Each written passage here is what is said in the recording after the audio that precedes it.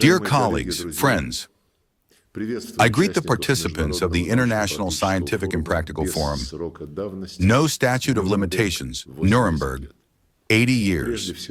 First of all, I would like to express gratitude to the National Center of Historical Memory under the President of the Russian Federation for organizing the meeting.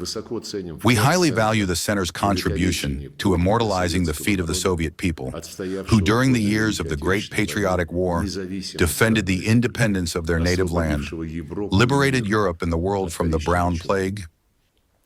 Exactly 80 years ago, the International Military Tribunal in Nuremberg began its work. The launch of the public judicial process against the Nazis was preceded by serious efforts undertaken by our national diplomacy, starting from 1942.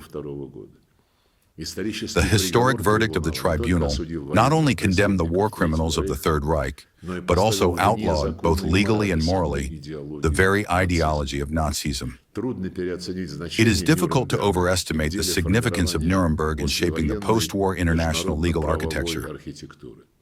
The principles defined in the Charter of the Court of Nations and implemented in its verdict laid the foundation of international humanitarian and criminal law and set the vector for the development of international justice.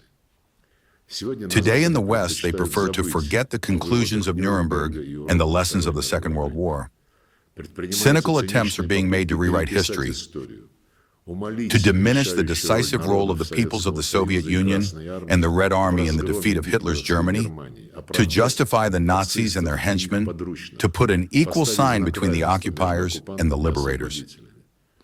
Most clearly today, this is manifested in Ukraine, where as a result of the 2014 coup d'etat supported by NATO countries, power was seized by forces obsessed with hatred for everything connected with Russia.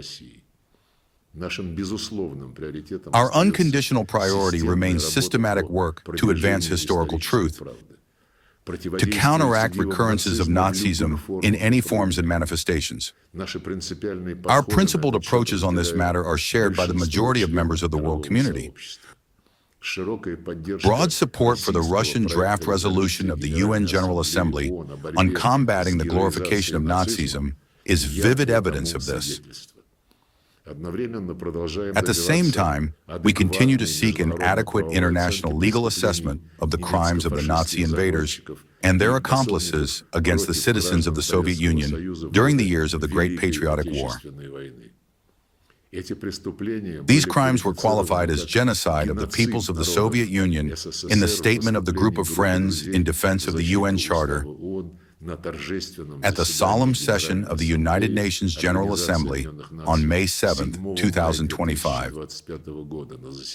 dedicated to the memory of the victims of the Second World War.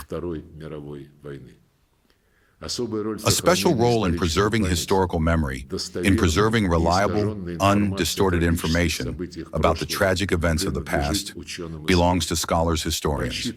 We expect that further study of archival documents and materials will make it possible to introduce into scientific circulation new evidence of the bloody crimes and atrocities of the Nazis and their henchmen collaborationists.